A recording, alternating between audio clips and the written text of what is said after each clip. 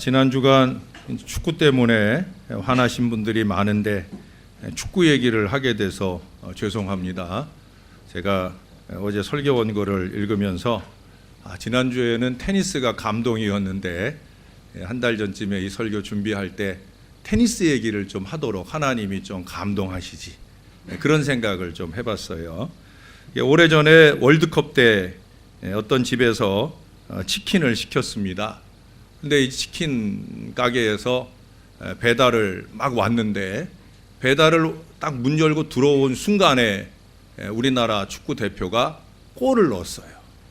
골입니다, 골이에요 그러면서 막 집안에 난리가 났을 때 이제 막 배달을 왔으니까 이 사람이 배달한 거 놓고는 갈 생각을 안 하고 그 골 넣은 장면을 보기 시작하면서 아예 주저앉아가지고 같이 그 치킨을 먹으면서 축구가 끝날 때까지 함께 응원을 해다 갔다 하는 그런 얘기를 제가 읽어본 적이 있습니다. 축구를 보는 시간엔 우리 모두가 다 그 축구장 안에 선수들과 함께 뛰는 거지요. 그들의 승리가 우리의 승리가 되고 그들의 패배가 우리의 패배가 되는 거예요. 그저 못한다고 욕만 해댈 것이 아니라 이런 일체감이 우선되어질 때 응원이 진짜 응원이 되는 거지요. 특별히 저나 여러분 우리 그리스도인들은 우리가 크고 작은 신앙적인 싸움 속에 있을 때 항상 잊지 말아야 될 게 뭐예요? 우리 주 예수 그리스도께서 서서 우리를 늘 응원하고 계신다. 우리가 받는 모든 고난에 친히 함께 하신다. 이 사실을 잊지 아니하는 저와 여러분이 될 수 있기를 바랍니다. 이 축구 얘기가 나온 김에 독일의 자동차 메이커인 BMW의 전에 CEO였던 헬무트 판케라고 하는 분이 그분의 축구 철학을 이 기업 경영과 함께 어울려 얘기했던 일이 있습니다. 이분이 젊었을 때 축구 선수도 했었기 때문에 이 축구가 기업 경영에 주는 교훈이 있다 하면서 이런 얘기를 했어요. 축구에는 3A 원칙이 있습니다. 첫째는 정확한 예측, 엔티시페이션이라고 하는 말. 두 번째는 예측에 따른 전술의 변화, 어댑테이션이라고 하는 말. 그리고 마지막은 빠르게 행동하는 것, 액트, 패스트, 이 세 가지를 꼽았습니다. 상대팀에 대해 정확히 분석하고 여기서 나온 데이터를 토대로 4-2-4, 4-3-3 같은 전술을 개발한다. 그리고 상대팀보다 빠르게 공격해야 승리의 기회를 잡을 수 있다. 축구에서 스타 플레이어인 공격수와 미드필더, 수비수, 그들 모두가 자신에게 맡겨진 역할을 충분히 소화해야 하듯이 기업 경영도 마찬가지다. 여러분, 기업 경영만 아니라 모든 공동체의 승리, 특별히 축구에서는 그 승리의 밑거름이 되는 게 뭐예요? 골이잖아요. 골이라고 하는 것이 영어로 골이라고 하면 어떤 의미를 갖냐면 목표라는 의미를 가져요. 그 목표에 도달하려면, 골에 도달하려면, 공동체가 목표를 잘 도달하려면 예측하고 적용하고 행동을 다 함께 할 수 있어야 된다는 거예요.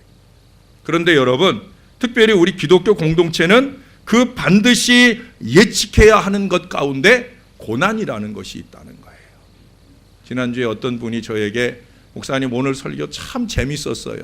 앞으로도 그런 거 해주세요 라고 했는데 고난 얘기는 사실 아무리 재밌게 할래도 재밌게 할 수가 없거든요. 고난 자체가 우리가 즐겨 맞기 쉽지 않은 단어이고 또 즐겨 맞고 싶지 않은 상황이 아니겠어요?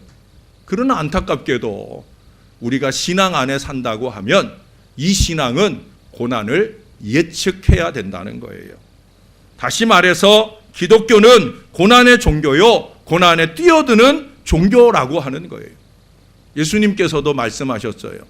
누구든지 나를 따라오려거든, 누구든지 내 제자가 되려고 하면 자기를 부인하고 자기 십자가를 지고 나를 따라야 된다. 십자가가 뭐예요? 고난이에요. 고난과 함께 주님을 따라야 된다는 거예요. 바울도 고난의 종교를 말했습니다. 골로새서 1장 24절에 내가 이제 너희를 위하여 받는 괴로움을 기뻐하고 그리스도의 남은 고난을 그의 몸된 교회를 위하여 내 육체에 채우노라. 대단한 고백이 아닐 수 없지요. 이 고백은 바울만의 고백이 아니라 저와 여러분, 우리 모두의 고백이어야 돼요. 주님의 몸된 교회를 위하여 내 육체, 내 마음, 내 삶 가운데 기꺼이 기쁘게 고난을 채울 마음이 우리에게 있어야 된다는 거예요.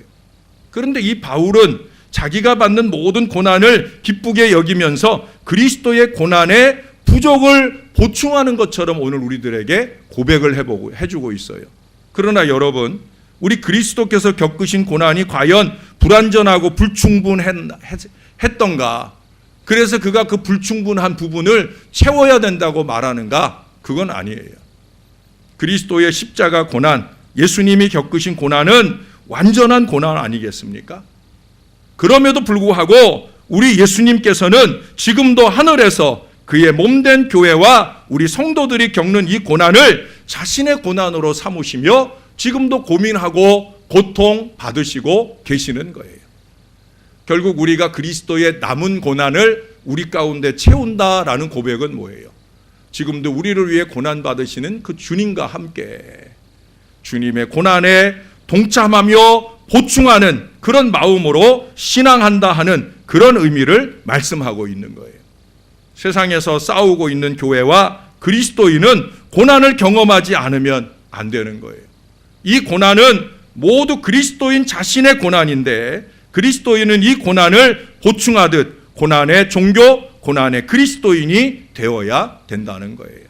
고난이 우리 그리스도인의 깊은 영성의 일부라는 말입니다. 그래서 오늘 그리스도 예수의 좋은 병사, 이 병사가 된다고 하는 것은 나와 함께 고난도 받아야 되는 것이다 라고 바울이 우리들에게 말씀해 주고 있습니다. 여러분, 은혜 가운데서 강해지면, 충성된 사람이 되면, 예수의 좋은 병사가 되면 함께 고난을 받아야 됩니다. 요즘에 1000만을 넘어 1400만, 넘었나 안 넘었나 모르겠어요. 이 주말 안에 1400만도 넘을 거라고 하는 영화가 하나 있죠. 신과 함께라는 영화예요. 우리랑 종교적 정서가 일치하지 않는 부분이 많기 때문에 보셔도 되고 안 보셔도 됩니다. 그런데 저는 이 신과 함께라는 영화의 제목을 보면서 목사기 때문에 그런 생각을 해봤어요. 신과 함께는 뭐예요? 결국 하나님과 함께죠. 우리 입장에서 보면 하나님과 함께예요. 근데 하나님과 함께라고 하는 게 여러분 영어로 신, S-I-N이 뭔지 아셔요? 죄예요, 죄. 혹시 그 신, 그 죄와 함께 하나님과 동행할 줄로 착각하는 오늘 신앙인들이 많은 건 아닌가? 여러분, 죄와 함께는 절대 신과 함께 할 수 없어요. 죄와 함께는 절대 하나님과 함께 할 수 없다는 거예요. 하나님은 거룩한 분이셔요. 그래서 죄 있는 인생과 절대 함께 해주시는 분이 아니셔요. 저는 오히려 한자로서의 신, 매울 신자를 생각해 봤어요. 매울 신 안에는 고생이나 고통, 고난의 의미가 담겨져 있어요. 우리는 고난과 함께 주님과 동행하는 건강한 그리스도인이 되어야 할 줄로 믿습니다. 그 제목을 볼 때 우리는 그런 생각을 해야 된다는 거예요. 그래, 고난과 함께 주님과 동행하자. 어떤 분이 고생과 고난을 구분을 해 놓으셨더라고요. 고생과 고난은 다르다는 거예요. 그것이 어떻게 다르냐? 이렇게 비교를 하셨어요. 고생은 궁핍이나 가난 때문에 당하는 힘든 일이고, 고난은 주를 위해 일부러 택한 길에서 당하는 힘든 일이다. 고생은 타락한 인간들이, 죄 많은 인생들이 당연히 감내할 수밖에 없는 죄값이고, 고난은 주를 위해 자처하는 사람들에게만 오는 일이다. 고생은 사람들이 사서 하는 것이고, 고난은 주를 위한 연단이며 훈련의 과정이다. 참 잘 구분해 놓으셨어요. 그런데 주님과는 아무 상관이 없이 자신이 게으르고 무능해서 미련하고 무모해서 이기와 탐욕 때문에 아주 생고생을 하면서 사는 사람이 그 고생을 고난이라고 착각하는 경우들을 많이 보게 됩니다. 그리고 그 개고생을 주를 위한 연단이니 훈련이니 하면서 신앙 경력으로 간증까지 하고 다니는 경우를 볼 때 참 기가 찰 노릇이 아닐 수 없는 거죠. 아무리 예수 믿기 전후에 엄청난 고생을 했을지라도 그것은 그냥 소용없는 생고생일 뿐입니다. 예수를 믿고 난 다음에 과거 인생 고생을 울고불고 해봐 그러면서 간증해봤자 아무 소용이 없는 일이라는 거예요. 주님과 사명을 위한 고난을 따로 또 받을 수 있어야 되는 거예요. 성경은 우리에게 주를 위해 고난받으라 했지 너희들의 이기와 욕심 때문에 고생해라 라고 말하고 있지 않아요. 성경은 우리에게 개고생을 시키는 책이 아니라는 거예요. 고생과 고난의 의미를 정확하게 알아야 우리가 굳이 할 필요가 없는 개고생 안 하고 살 수 있다는 거예요. 고생하지 말고 고난 받아야 된다는 거예요. 그리스도를 위한 남은 고난으로서의 이 건강한 신앙의 삶이 있어야 된다는 거예요. 자꾸 나를 고생하게 하는 쓸모없는 많은 죄악된 습관들을 떨쳐내버리고 이제는 신령한 그리스도인으로서의 건강한 고난 안에 들어가야 된다는 거예요.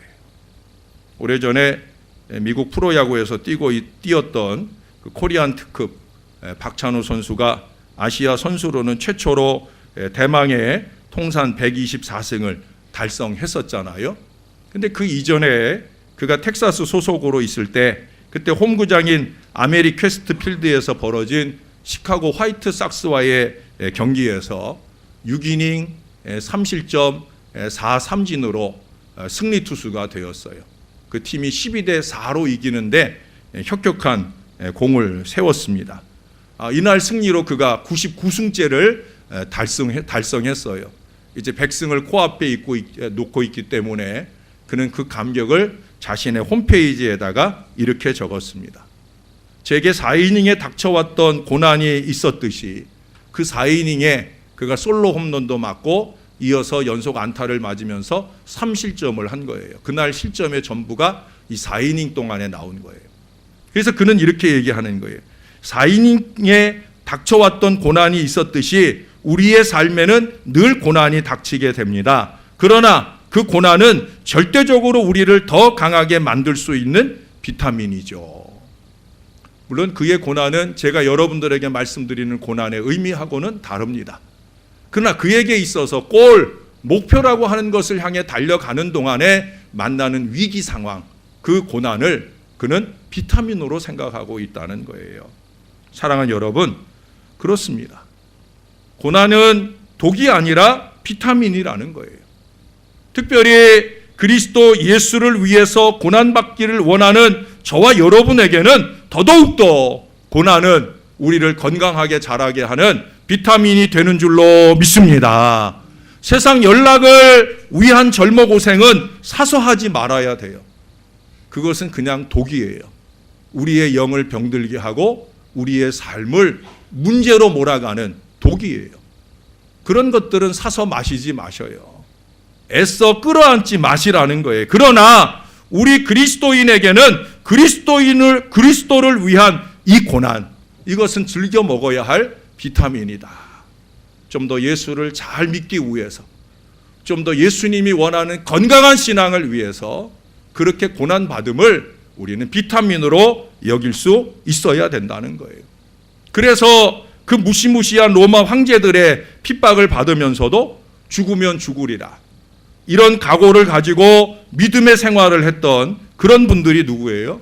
바로 초기교회의 우리 신앙의 선진들입니다. 그 당시 그 모든 핍박에 가장 선봉에 섰던 사람이 누굽니까? 네로 황제예요.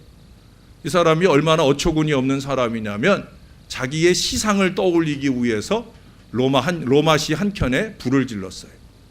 자기도 그렇게 많이 탈 줄은 모른 거예요. 근데 불길을 잡지 못하는 바람에 결국 로마시 전체의 3분의 2 정도가 다 타고 없어질 정도가 돼요. 그 안에 있던 많은 사람들이 죽고 다쳤어요. 결국 그 책임을 누군가 져야 되는데 자기가 질 수는 없잖아요. 그래서 그 책임을 전가합니다. 누구 때문이었다? 그리스도인들이 불을 질렀다. 그리스도인 때문이었다. 그리고 앞장서서 그리스도인들을 핍박하기 시작하는 거예요. 네로 황제는 기독교인들을 잡아 밀랍을 온몸에 입히고 거기에다가 불을 지릅니다. 그래서 그 불길을 태워서 자기 정원의 조명으로 그렇게 사용할 정도로 아주 간악한 일을 한 사람이에요. 넓은 경기장, 원형 경기장에다가 그리스도인들을 몰아넣고 거기 몇 날 동안을 굶긴 사자들을 풀어놓아요. 그러면 그 사자들이 이 그리스도인들을 잡아 그들을 물어 죽일 뿐만 아니라 모든 로마 사람들이 보는, 네로 황제가 보는 가운데서 막 뜯어먹어요. 인간이 얼마나 간악한지 황제나 그 로마 사람들은 그것을 보면서 박수를 치고 환호를 하였어요. 그것만이 아니에요. 그 광경을 보면서 네로 황제는 그리스도인들을 빈정거리고 비웃습니다. 너희가 믿는 하나님은 도대체 어디 있느냐? 너희가 이렇게 처참하게 죽어가는데 너희가 믿는 하나님은 아무 힘도 없느냐? 그러면서 비웃고 빈정거립니다. 그러나 여러분, 이 네로 황제는 사자밥이 되면서 죽어가는 그리스도인들의 얼굴을 보고는 소스라치게 놀라게 됩니다. 사자들이 달겨들 때 그들은 살기 위해서 도망도 치지 않고요, 사자들이 자기를 덮치고 죽이고 있을 때에도 그들의 얼굴에 웃는 모습은 전혀 변함없이 동일하더라는 거예요. 그 모습에 이 네로 황제는 깜짝 놀랐어요.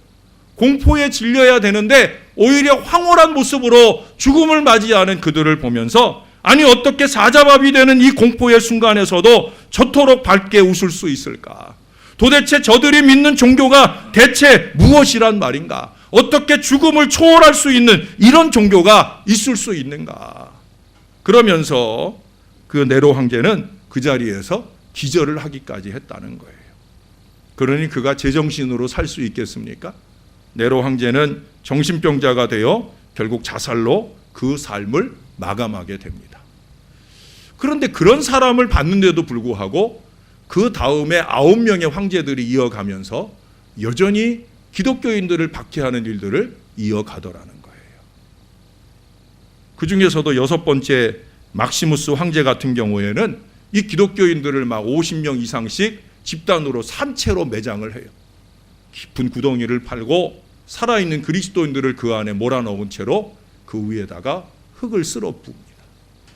산채로 죽음을 맞이하는 게 우리 그리스도인 선진들이었다는 거예요. 7번째 데리우스 황제 같은 경우에는 온갖 이 그리스도인들을 압살하기 위한 아주 간악한 계획들을 짜는 사람 같았어요. 커다란 가죽 부대를 만들어서 그 안에 그리스도인들을 넣는데 그냥 그리스도인만 넣는 게 아니라 그 안에 독사와 독이 있는 전갈들을 집어넣어 놓은 채로 그 안에다가 그리스도인을 넣는 거예요. 그러면 죽는 순간까지, 죽고 난 이후까지 이 독사와 전갈에게 물리고 쏘이는 일들이 반복되는 거예요. 그것만으로 끝내진 않아요. 그 가죽 부대를 깊은 바다에 던져요.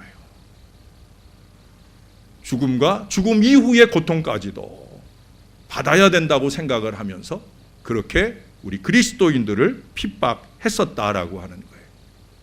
그러나 여러분, 기독교는 이 환난과 이 핍박을 받을수록 더 강해지고 놀라울 정도로 활성되더라 하는 거예요.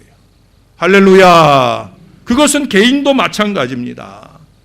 건강한 신앙 인생들은 고난 앞에서 수그러드는 것이 아니라 고난 앞에서 더 거룩해지고 더 신령해지고 더 주님과 가까워지고 그래서 더 견고해지게 되어지는 거예요. 여러 가지 어려움과 고통이 배가 될수록 더 기도하고 더 하나님만 의지하는 삶을 지속적으로 추구할 수 있기 때문에 그런 겁니다. 그래서 제가 고난이 비타민이 된다고 말씀을 드리는 거예요. 여러분, 고난을 좋아하는 사람은 사실 아무도 없죠. 그러나 고난은 가치와 기준을 보여주는 좋은 계기가 됩니다. 고난, 이 위기라고 하는 것이 원망이 아닌 내면의 신앙의 기준을 분명하게 드러내는 기회로 만들 수 있다는 거예요. 위기라고 하는 단어가 영어로 크리시스입니다. 이 크리시스라고 하는 것은 헬라어 크리네인이라고 하는 말에서 파생이 되었는데, 크리네인이라고 하는 말은 결정한다라고 하는 거예요. 이 크리네인이라고 하는 말에서 영어 크라이터리언이라는 말은 표준, 기준 그런 뜻이에요. 이 말이 나왔다고 하는 거예요. 크리시스라고 하는 말, 위기라고 하는 말과 표준, 기준이라고 하는 크라이터리언이라고 하는 말이 똑같은 크리네인이라고 하는 말에서 나왔다는 거예요. 이것이 보여주는 의미는 뭐겠어요? 위기라고 하는 것은 위기 자체로 끝나는 것이 아니라 결정을 내리면서 나의 삶의 기준을 정하는 것이다 라고 하는 의미를 우리에게 가르쳐 줍니다. 다시 말해서 위기 앞에 나의 신앙이 어떤 신앙이어야 하는지 그 기준을 명확하게 결정할 수 있게 되어진다는 거예요. 그 대표적인 예가 누구예요? 바로 다니엘과 세 친구들이죠. 세 친구들 앞에 위기가 찾아왔어요. 금신상 앞에 절하지 않으면 풀무불 가운데 던져넣겠다. 큰 위기죠. 그 위기 앞에서 다니엘의 세 친구들은 금신상에 절하지 않겠다. 신앙의 근본을 뒤흔드는 이 고난 앞에 절대 무릎 꿇지 않겠다. 그들의 신앙과 신념을 드러내면서 기꺼이 풀무불에 자기들의 몸을 던져요. 고난은 그들에게 믿음을 보여주는 기회가 되었다라고 하는 거예요. 고난은 믿음을 보여주는 기회가 되었다. 또한 그들이 느부갓네살 왕 앞에서 그러잖아요. 하나님이 능히 우리를 이 풀무불 가운데서 건져내시리라. 물론 그 다음 고백이 뭐예요? 그리 아니하실지라도 자기들은 이 신앙의 기준을 내팽개칠 수 없다는 거예요. 하나님은 다행히 그들을 구원하셔요. 그 풀무불 가운데서 그들의 소원하는 기도에 응답을 주셨다라고 하는 거예요. 사랑하는 여러분, 그래서 고난은 응답의 기회가 되기도 합니다. 저는 이 하나님을 믿을 뿐 아니라 이 하나님의 응답을 많이 받아봤어요. 교인들의 고난을 놓고 또는 목회적 고난을 놓고 하나님 앞에 매달릴 때 고난이 응답의 기회가 되는 그런 놀라운 은혜를 많이 경험해 봤어요. 사랑하는 여러분, 제가 오늘 여러분들에게 말씀드린 몇 가지 고난에 대한 선포들을 꼭 기억하셔야 됩니다. 마음에 새기셔야 됩니다. 따라서 한번 해보십시다. 고난은 비타민이다. 고난은 믿음을 보여주는 기회이다. 고난은 응답의 기회이다. 믿습니까? 그렇기 때문에 우리가 주님과 함께 고난 받을 수 있습니다. 아멘. 아멘. 그래야 우리가 하나님 아버지의 마음이라고 하는 찬양을 자신 있게 부를 수 있는 거예요.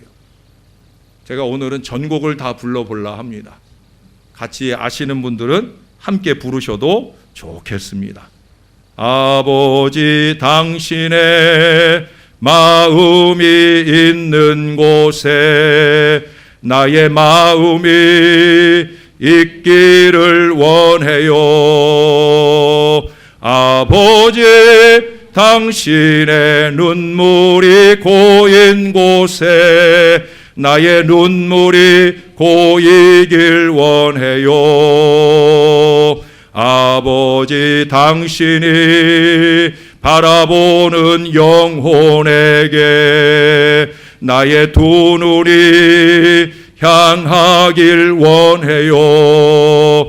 아버지, 당신이 울고 있는 어두운 땅에 나의 두 발이 향하길 원해요. 나의 마음이 아버지의 마음 알아. 내 모든 뜻 아버지의 뜻이 될 수 있기를 나의 온몸이 아버지의 마음 알아. 내 모든 삶 당신의 삶 되기를.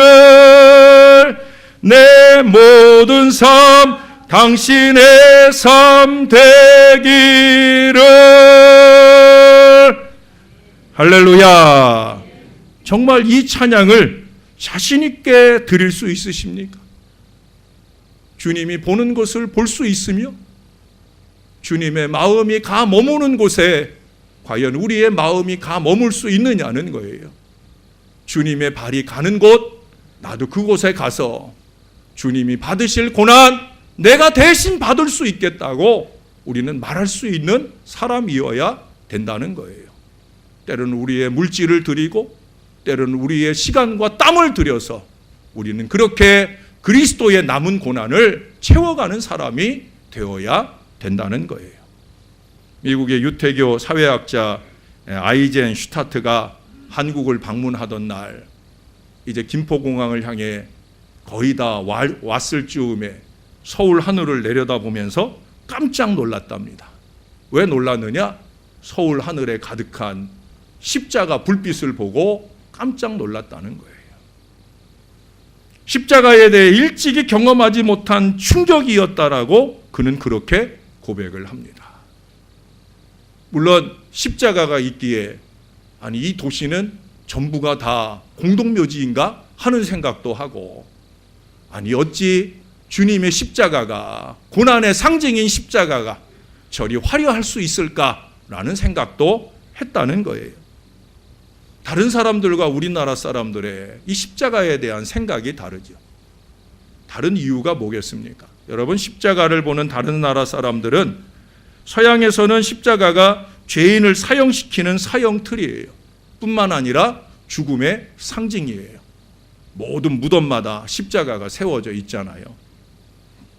십자가는 장례식장이나 무덤이나 드라큘라 같은 귀신을 내쫓는 데 필요한 도구로 인식되기에 그들은 십자가를 기피합니다. 십자가가 신앙의 상징이면서도 십자가를 가까이 두기를 오히려 꺼려한다는 거예요. 그러나 우리나라의 사형 방법은 십자가형이 아니었잖아요. 나무에다가 줄을 달아 내리우고 그 줄에다가 목을 걸어가지고 대롱대롱 매달려서 숨 막혀 죽는 이유는 같아도 죽는 방법, 아니 죽이는 방법은 다른 그런 형태를 우리는 사용해 왔어요. 그 십자가 형태를 경험해 보지 못한 그런 우리 나라의 경우에는 이것이 무시무시하고 끔찍한 사형 도구다 하는 인식을 이렇게 잘 하지 못하는 거예요. 그래서 한국의 기독교인들이 죄를 지어도 전혀 양심의 가책이나 부끄러움이 없는 이유는 십자가를 잘 모르기 때문이 아니냐 하는 얘기도 합니다. 십자가를 손에 끼고 십자가를 목에 걸고도 심지어 죄송하지만 십자가가 우리 교회는 얼마나 십자가가 크고 웅장해요. 이 웅장한 십자가 앞에서 우리는 너무 스스럼 없이 거짓말도 쉽고 또 여러 가지 악을 행하는데도 빠른 노력들을 기울여 가는 경우가 얼마나 많은지. 이러한 한국 교회를 외국의 목사님들은 이해할 수 없는 거예요. 십자가가 너무 쉽지 않은가? 죄 짓는 일이 너무 쉽지 않은가? 저는 그래서 십자가 대신에 올가미가 걸린 사형틀을 기독교의 상징으로 우리나라가 삼는다고 하면 많은 그리스도인들이 그것을 바라보며 죄에 대한 섬찟한 무서운 마음을 갖지 않을까, 죄 짓는 일을 주저하고 지은 죄에 대한 회개가 철저하지 않을까 하는 생각도 해보게 되어집니다. 여러분, 한국교회가 교회를 개척하면 십자가 탑부터 세우는 버릇은 미국의 퓰리탄이 하던 관습입니다. 그들이 청교도 정신을 가지고 아메리카 대륙에 도착했을 때 그들이 가장 먼저 한 일은 자기네 집을 짓는 일이 아니었어요. 그저 움막에서 임시로 거처 하더라도 가장 먼저 힘써서 한 일은 교회를 세우는 일이었습니다. 그리고 그 교회, 그들이 그 교회를 세우고 그 교회에서 예배하기까지 그들이 그 긴 항해를 거치고 절반의 사람들을 잃으면서 온 그 모든 고난을 그들의 가슴에 새기기 위해 그들은 그리스도의 십자가, 고난의 상징인 십자가를 그 교회의 가장 높은 곳에 세우기를 시작했어요. 적어도 그들이 십자가를 세울 때는 이 고난의 상징으로서 십자가를 세운 거예요.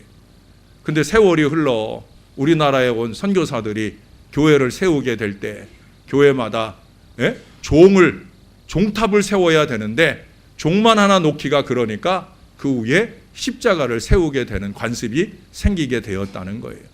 그러나 오늘날에는 종은 온데간데 없고 십자가만 높이 세워지고 그 십자가가 점점 더 화려한 불빛을 드러내고 있습니다. 물론 우리 교회도 그렇습니다. 우리 교회 십자가도 8가지의 총천연색으로 그렇게 변화를 보여주는 아름다운 십자가를 가지고 있어요.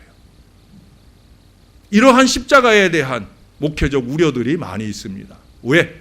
무엇보다 십자가는 고난의 상징인데 우리가 고난받을 마음은 없고 고난의 상징만 치장하고 있는 것이 문제는 아닐까? 고난은 노하면서 고난의 상징인 십자가를 화려하게 장식하면서 신앙의 화려함, 축복의 화려함, 그것들만을 바라고 오늘 우리가 신앙하고 있지 않은가?